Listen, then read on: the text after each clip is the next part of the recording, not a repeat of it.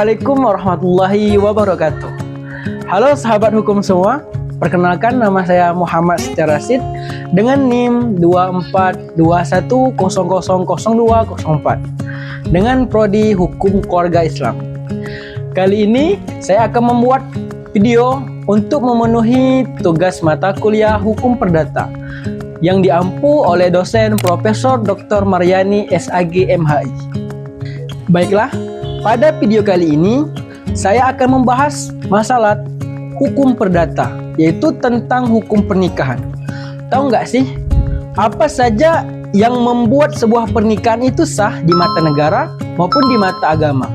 Kali ini saya akan membahas pilar-pilar penting yang ada dalam hukum perkawinan dan apa saja sih syarat dan konflik dalam hukum perkawinan.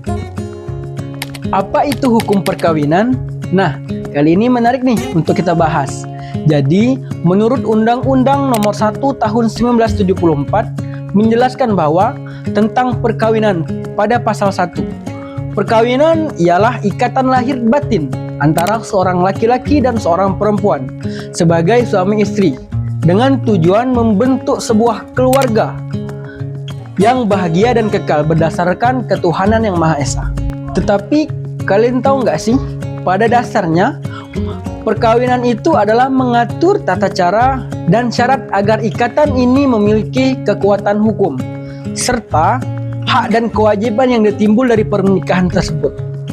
Lalu apa saja sih yang menjadi syarat utama agar sebuah pernikahan itu dianggap sah menurut agama dan negara? Jadi ada dua syarat penting yang harus dipenuhi dalam penyelenggaraan hukum pernikahan. Adapun syarat yang pertama adalah syarat menurut agama dan kepercayaan. Menurut pasal 2 ayat 1 menjelaskan bahwa perkawinan adalah sah apabila dilakukan menurut hukum masing-masing agamanya. Ini adalah syarat yang paling fundamental. Mengapa? Karena pernikahan harus dilakukan sesuai tuntunan agama atau kepercayaan masing-masing, sesuai kepercayaan mempelai wanita dan mempelai pria.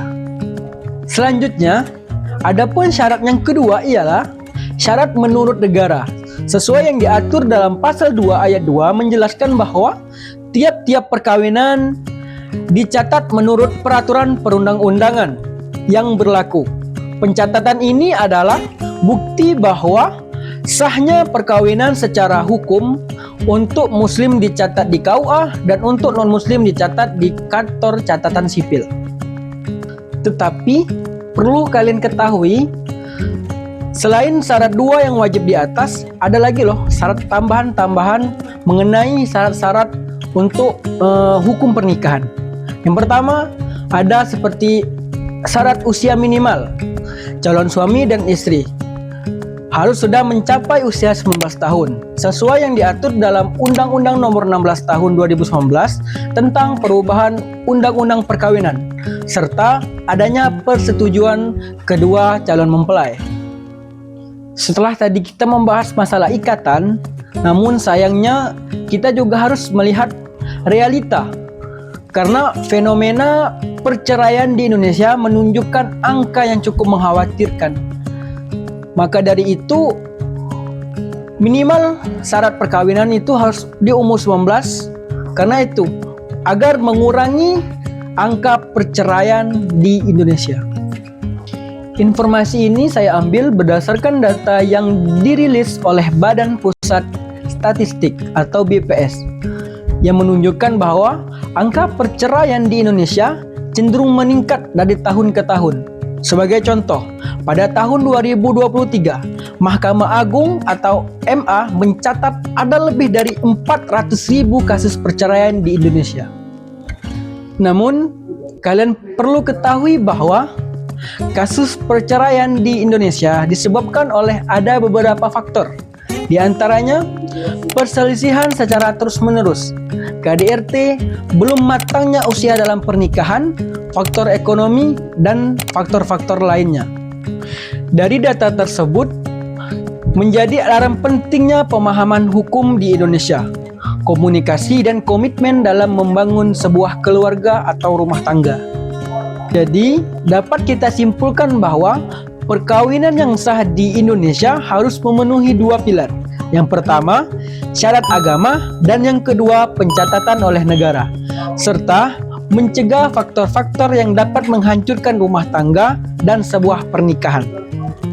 Jadi, memahami hukum perkawinan bukan hanya tentang membuat pernikahan yang sah, tetapi juga tentang kesiapan mental dan komitmen untuk mencegah kenaikan angka perceraian di Indonesia.